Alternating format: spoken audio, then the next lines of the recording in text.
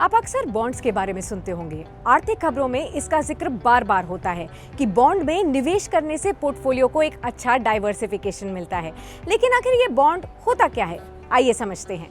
आसान शब्दों में कहें तो बॉन्ड सरकार या फिर कंपनी के लिए एक पैसा जुटाने का तरीका होता है और आपके लिए इन्वेस्टमेंट करने का एक ऑप्शन भी होता है।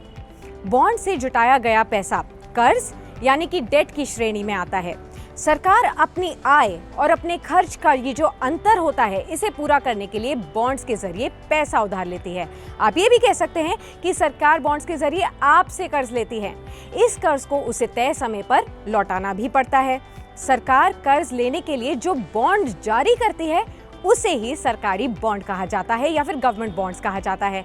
सरकारी बॉन्ड को गवर्नमेंट सिक्योरिटीज यानी कि GSEC भी कहते हैं।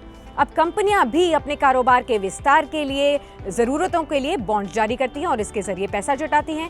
इसे कॉर्पोरेट बॉन्ड्स कहा जाता है। बॉन्ड पर पहले से तय दर से ही ब्याज मिलता है और इसे कूपन कहा जाता है। अब क्योंकि बॉन्ड की ब्याज दर पहले से ही तय होती है, इसीलिए इसे फिक्स्ड रेट इन्वेस्टमेंट भी कहा जाता है। बॉन्ड की अवधि, कितने ड्यूरेशन के लिए आप इसमें निवेश कर रहे हैं, ये भी पहले से ही तय होता है और इसी के बेसिस पर रेट भी तय होता है। इसे मैच्योरिटी पीरियड कहा जाता है। बॉन्ड का मैच्योरिटी ड्यूरेशन 1 साल से 30 साल के भीतर हो सकता है।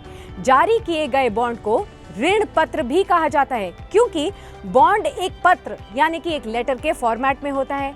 इस लेटर पर बॉन्ड की फेस वैल्यू या बॉन्ड का प्राइस भी लिखा होता है और उस पर मिलने वाला ब्याज दर, इसे भी बताया जाता है।